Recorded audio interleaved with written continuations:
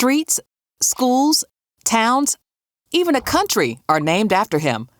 Statues honoring this man and his trusty steed, Palomo, can be found all over the world. This is Simón Bolívar, known as El Libertador, Spanish for the Liberator. What do you think Bolívar did to earn the nickname El Libertador? Simón Bolívar earned his nickname when he worked to throw off Spanish colonial rule across South America, establishing free republics that remain independent today. In this lesson, we'll trace the life of Simón Bolívar and find out what motivated him to become El Libertador. Let's dive in.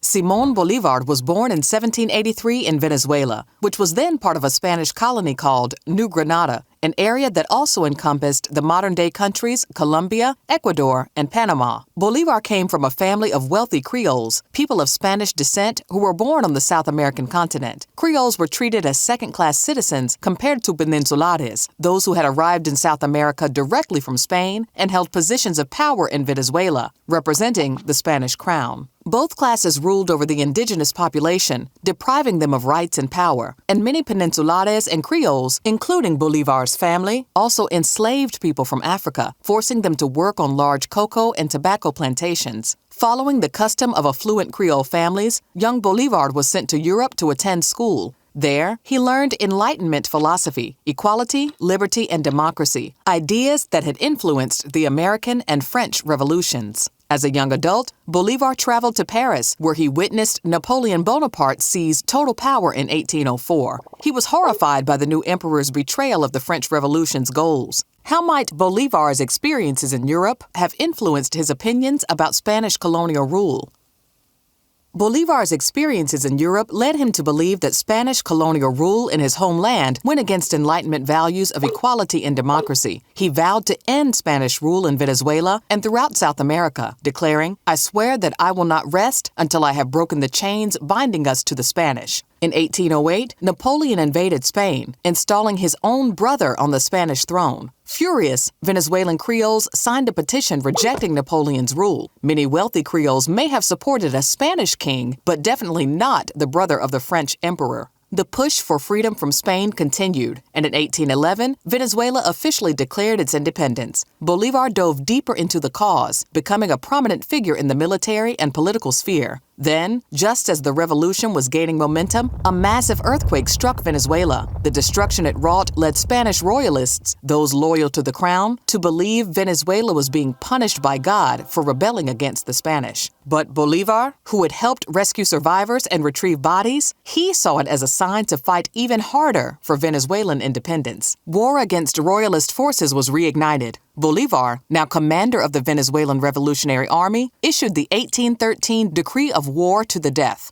All Spaniards who did not aid Venezuelan revolutionaries would be killed. Bolívar had mighty threats, but little combat experience, so he drew from books on European history for inspiration on the battlefield and improvised tactics like speed and surprise attacks to stave off royalist troops. It worked. By the end of the year, Bolívar and his troops had pushed through to capture a Spanish stronghold in the city of Caracas, promising freedom from Spanish rule to the inhabitants they encountered along the way. Bolívar was named El Libertador by the town of Mérida and in 1814 assumed the title of Dictator of Venezuela. But El Libertador struggled to hold on to power. War had left Venezuela economically depleted and weak against the might of royalist forces, who had recruited troops of indigenous cowboys called llaneros. Together, the 10,000 indigenous soldiers made up a force called the Legion of Hell. They, like many indigenous people in the region, felt ignored by Bolívar's new independent state and distrustful of promises for their own liberation. How did these conditions of war affect Bolívar's hold on power?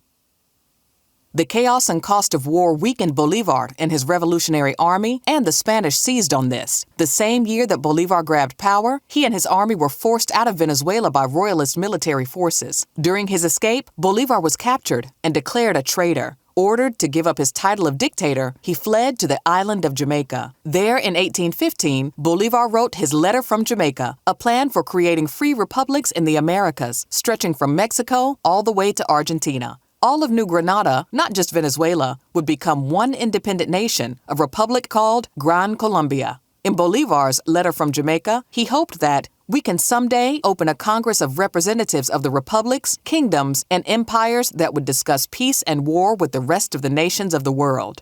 What does this say about his vision for Gran Colombia?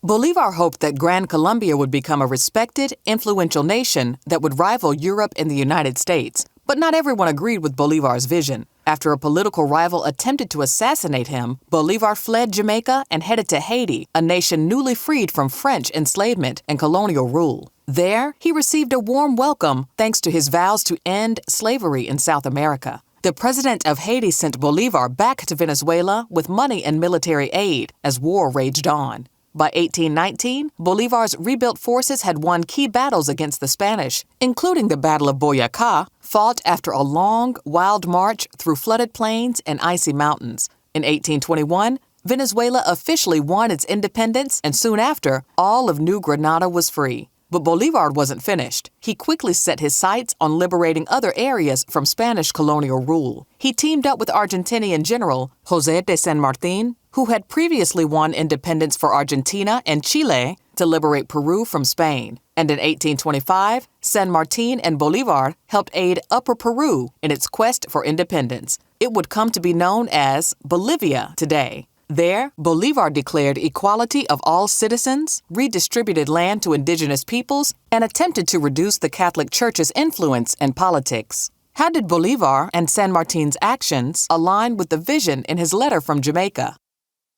Ending Spanish rule was the first step in achieving independence for the people of the Americas, but the next step, maintaining a united Gran Colombia, would prove just as challenging. Bolivar's energy and health had begun to wane, and he was growing distrustful of Bolivia's ability to govern itself. In 1826, civil war broke out among the nations under Bolivar's control, marring his vision for a mighty Gran Colombia. Following his death from tuberculosis in 1830, it broke apart completely. El Libertador was only 47 when he died. He never saw the statues built in his honor or saw his home country renamed the Bolivarian Republic of Venezuela.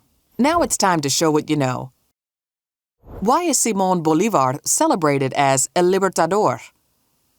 Simón Bolívar earned the nickname El Libertador for his persistent fight for independence across South America. He promised liberty to those that had long yearned for it, dismantling Spanish colonial rule. The nations he liberated still remain independent and honor him today. Thanks for learning with us today and for taking another step toward putting together the pieces of the past.